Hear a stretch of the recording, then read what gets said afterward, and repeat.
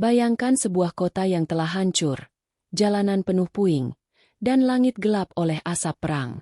Inilah Gaza, hari ke-704 konflik yang tak kunjung usai. Serangan besar Israel ke Gaza City membuat setiap detik terasa seperti akhir dunia. Warga sipil terjebak tanpa jalan keluar, hanya berpegangan pada doa dan harapan tipis untuk bertahan hidup. Dari keluarga kecil yang bersembunyi di lorong sempit, hingga tenaga medis yang berjuang menyelamatkan nyawa tanpa henti, semua kisah berpadu dalam satu tragedi besar. Hari itu, langit Gaza kembali dipenuhi dengan suara dengungan pesawat tempur. Asap hitam mengepul dari kejauhan, menandai lokasi yang baru saja dihantam rudal. Suasana kota terasa mencekam. Jalan-jalan yang dulu ramai kini sepi, hanya menyisakan reruntuhan bangunan dan puing-puing berserakan. Warga sipil berjalan dengan wajah pucat, beberapa memanggul barang seadanya, berusaha mencari tempat yang sedikit lebih aman meski mereka tahu di Gaza tidak ada lagi kata aman. Di salah satu sudut kota, seorang pemuda bernama Khalid berdiri memandang ke arah langit. Usianya baru 23 tahun, namun wajahnya sudah tampak lelah seperti pria paruh baya. Ia kehilangan ayahnya beberapa bulan lalu akibat serangan artileri. Kini, ia tinggal bersama ibunya dan adik perempuannya, Salma, yang baru berusia 12 tahun. Tugasnya sederhana namun berat, menjaga keluarganya tetap hidup di tengah kehancuran. Sementara itu, di pos militer Israel yang berada di luar Gaza City, para perwira tinggi sedang mempersiapkan strategi baru. Mereka berbicara dengan suara tegas, menunjuk ke peta besar yang menggambarkan kota. Rencana besar-besaran mulai digodok. Serangan darat disiapkan, pasukan cadangan dipanggil, dan tank-tank sudah mulai bergerak mendekat. Semua menandakan bahwa badai lebih besar akan segera datang. Kabar persiapan serangan itu dengan cepat menyebar di antara warga Gaza. Radio-radio kecil yang masih berfungsi menjadi sumber informasi. Khalid mendengarnya sambil menggenggam erat tangan Salma. Ibunya hanya menatap kosong, seolah sudah pasrah pada takdir. Namun di mata Khalid ada api kecil yang belum padam, tekad untuk bertahan hidup meski dunia sekitarnya runtuh. Di masjid yang masih berdiri meski sebagian dindingnya retak, seorang imam tua memberikan nasihat kepada jamaah yang datang. Suaranya bergetar, namun penuh keyakinan. Ia mengingatkan agar mereka tetap sabar dan percaya pada perlindungan Allah, sekalipun maut bisa datang kapan saja. Kata-katanya menenangkan sebagian hati, meski ketakutan tetap menyelimuti. Di balik reruntuhan, para pejuang perlawanan Palestina juga bersiap. Mereka menggali terowongan, menyiapkan persenjataan seadanya, dan mengatur strategi pertahanan. Mereka tahu Gaza City bukan sekadar kota, melainkan simbol perjuangan yang tidak boleh jatuh begitu saja. Setiap lorong, setiap jalan sempit, bisa menjadi tempat bertahan terakhir. Khalid tanpa sengaja melihat sekelompok pejuang lewat di dekat rumahnya. Tatapan mereka tajam, langkah mereka mantap, meski persenjataan jauh lebih sederhana dibandingkan pasukan yang akan menyerang. Khalid merasakan campuran kagum dan cemas. Ia tahu jika pertempuran itu benar-benar terjadi, keluarganya tidak akan punya cukup waktu untuk melarikan diri. Malam itu, Gaza terbungkus dalam kesunyian yang menakutkan. Lampu-lampu padam, hanya suara jauh dentuman meriam yang sesekali terdengar. Khalid duduk di samping ibunya yang berdoa lirih, sementara Salma terlelap di pangkuannya. Dalam hati, ia bertanya-tanya, apakah Fajar besok masih akan menyapa mereka, atau justru membawa kehancuran yang lebih besar? Fajar menyingsing dengan langit berwarna kelabu. Debu masih menggantung di udara, membuat sinar matahari tampak kusam. Warga Gaza mulai bergerak perlahan dari tempat persembunyian mereka, mencari sisa makanan dan air di pasar yang sudah hancur. Khalid bersama Salma ikut berjalan, membawa kantong kosong yang diharapkan bisa terisi. Namun yang mereka temui hanyalah kios terbakar dan rak-rak kosong. Di antara reruntuhan pasar, seorang pria parubaya bernama Abu Rami berusaha menyalakan api kecil untuk merebus sedikit gandum yang berhasil ia simpan. Ia memanggil Khalid dan Salma, membagi secuil makanan meski keluarganya sendiri kelaparan. Tindakan kecil itu membuat Khalid sadar bahwa meski perang merenggut segalanya, rasa kemanusiaan masih bertahan di hati sebagian orang. Di pos perbatasan, Pasukan Israel semakin memperketat persiapan. Tank-tank berbaris. Infanteri bersenjata lengkap berdoa singkat sebelum perintah bergerak. Para jurnalis internasional yang masih bertahan di lokasi melaporkan suasana tegang. Dunia memperhatikan.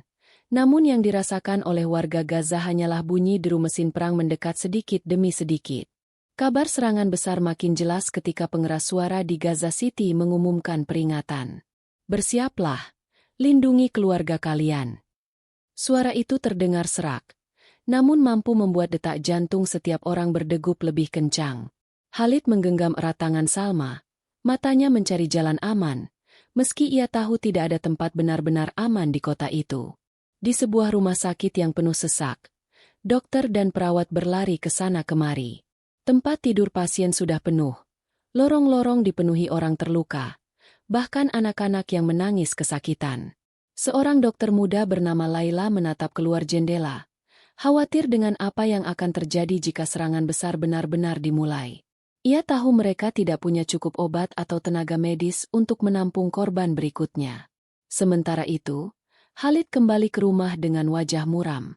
Ia menceritakan kepada ibunya tentang kondisi pasar yang kosong. Sang ibu hanya menghela napas, lalu meminta Khalid untuk tetap kuat. "Kita tidak boleh kehilangan harapan," ucapnya lirih. Kata-kata itu seakan menjadi pegangan tipis di tengah lautan ketakutan. Malam kembali datang dengan hawa dingin yang menusuk. Dari kejauhan, cahaya kilat ledakan terlihat menghiasi langit, seperti kilat yang muncul tanpa hujan. Suara dentuman begitu keras hingga kaca-kaca pecah, membuat Salma terbangun dengan tangisan. Khalid memeluk adiknya erat, mencoba menutupi telinganya agar tidak terlalu ketakutan. Di balik semua kengerian itu, bisikan doa terdengar di banyak rumah. Warga Gaza bersujud, memohon perlindungan hanya kepada Allah. Di setiap nafas, ada harapan agar keluarga mereka selamat dari malam panjang penuh ancaman. Namun semua juga menyadari, badai besar masih menunggu di depan mata, siap menghantam dengan kekuatan yang lebih dahsyat. Pagi itu, Gaza City terasa lebih sunyi dari biasanya. Udara berat oleh bau mesiu yang masih tersisa dari ledakan semalam. Jalan-jalan hampir kosong, hanya sesekali terlihat orang-orang berjalan cepat membawa karung atau jerigen. Mereka tahu waktu semakin menipis. Serangan besar bisa datang kapan saja. Di dalam rumah sederhana yang sudah retak dindingnya, Khalid duduk termenung sambil memandang wajah adiknya yang masih tertidur. Ia sadar Salma terlalu kecil untuk menghadapi kengerian perang. Dalam hati, Khalid berjanji apapun yang terjadi nanti, ia akan melindungi keluarganya meski harus mengorbankan nyawanya.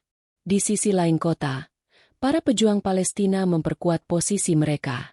Senjata seadanya dibersihkan, amunisi dibagi rata, dan pos-pos penjagaan di lorong sempit semakin diperketat. Komandan mereka memberi instruksi dengan suara tegas. "Gaza City adalah benteng terakhir. Kita harus bertahan, walau hanya dengan tangan kosong." Semangat itu menular ke setiap pejuang, meski mereka tahu lawan yang dihadapi jauh lebih besar. Sementara itu, di markas Israel yang terletak tak jauh dari perbatasan, seorang jenderal menatap monitor besar yang menampilkan peta digital Gaza. Ia memberi perintah agar pasukan bergerak serentak. Tank, artileri, dan pasukan darat akan dikerahkan secara bersamaan. Strategi itu dirancang untuk mematahkan perlawanan dalam waktu singkat.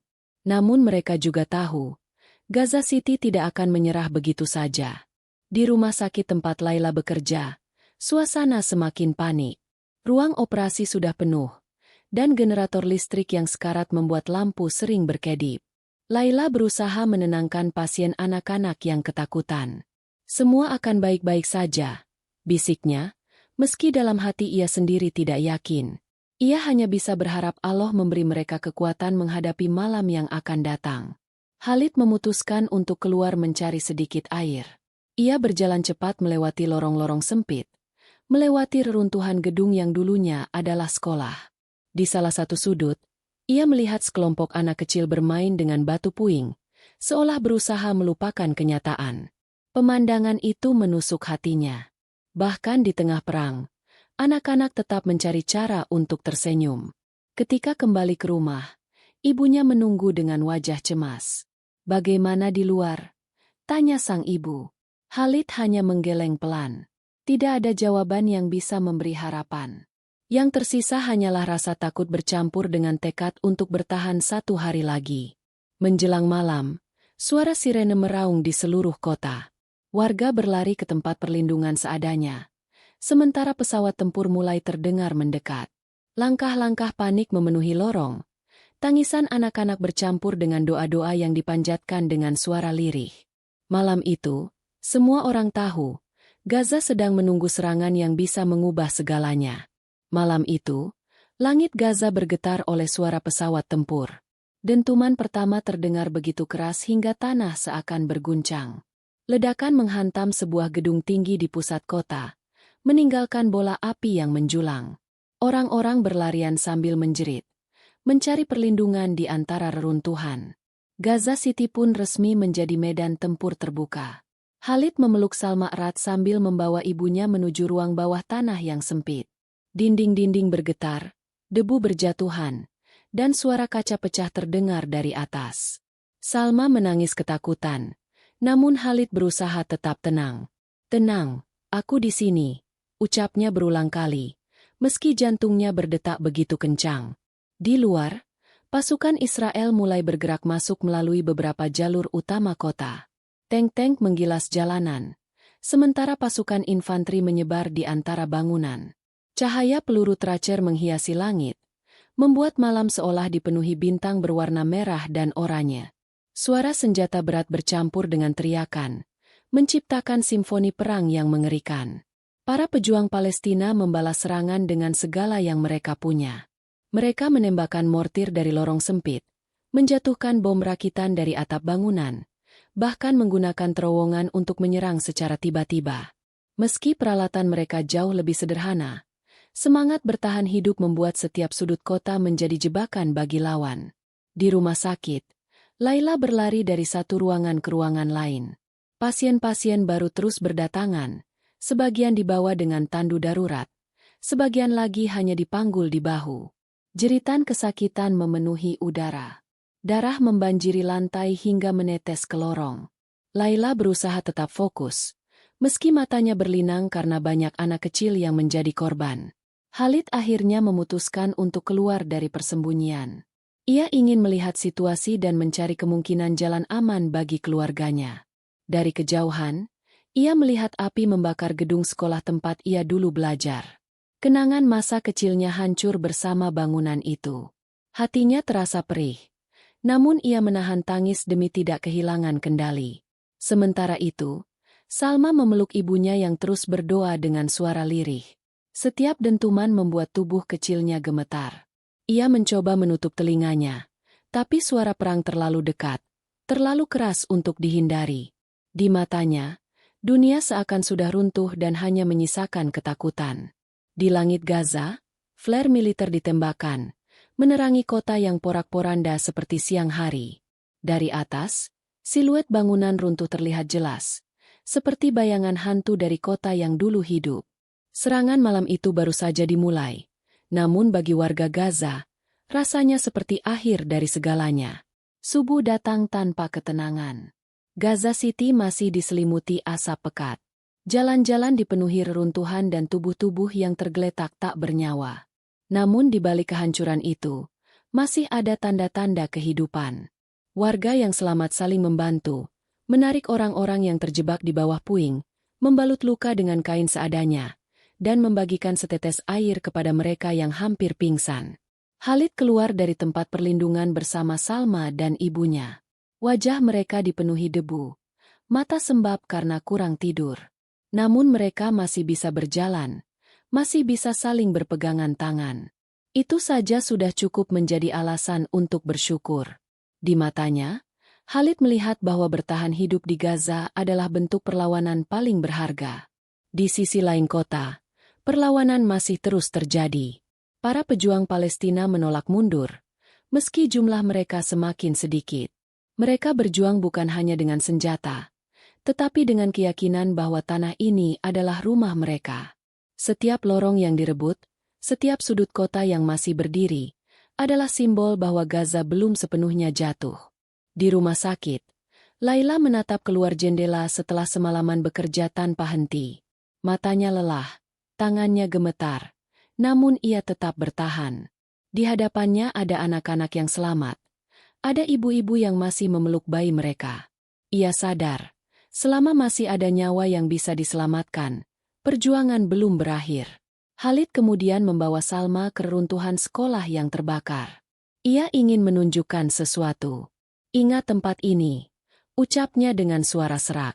Salma menatap bangunan itu dengan mata berkaca-kaca. Meski hancur, Khalid ingin adiknya mengingat bahwa Gaza pernah hidup, pernah penuh tawa, dan suatu hari nanti akan bangkit kembali. Di masjid yang separuh roboh, azan subuh tetap berkumandang. Suaranya parau, bercampur dengan gema dentuman yang belum sepenuhnya berhenti. Namun lantunan itu membuat hati banyak orang bergetar. Mereka bersujud di antara puing, memohon kekuatan kepada Allah untuk terus bertahan menghadapi hari-hari yang penuh ujian. Pasukan Israel terus bergerak, namun semakin dalam mereka masuk ke Gaza City, semakin kuat pula perlawanan yang mereka hadapi. Kota itu menolak tunduk, seakan memiliki jiwa sendiri. Gaza bukan sekadar tanah, melainkan tempat di mana darah, air mata, dan doa menjadi satu dalam sejarah panjang perjuangan. Hari ke-704 berakhir dengan luka yang dalam, namun juga dengan tekad yang lebih kuat. Gaza City mungkin hancur, namun semangat warganya tidak pernah padam. Di balik kehancuran, ada doa-doa yang tetap menggema. Doa agar suatu hari nanti, fajar yang datang bukan lagi fajar peperangan, melainkan fajar kedamaian yang telah lama dirindukan. Cerita ini adalah fiktif, disusun menyerupai kenyataan agar dapat diambil hikmah dan pelajaran kehidupan di dalamnya. Terima kasih sudah menyimak cerita ini sampai selesai. Jika kalian senang dengan narasi ini, silakan tinggalkan komentar, tekan tombol like, dan subscribe agar tidak ketinggalan kisah-kisah menarik berikutnya.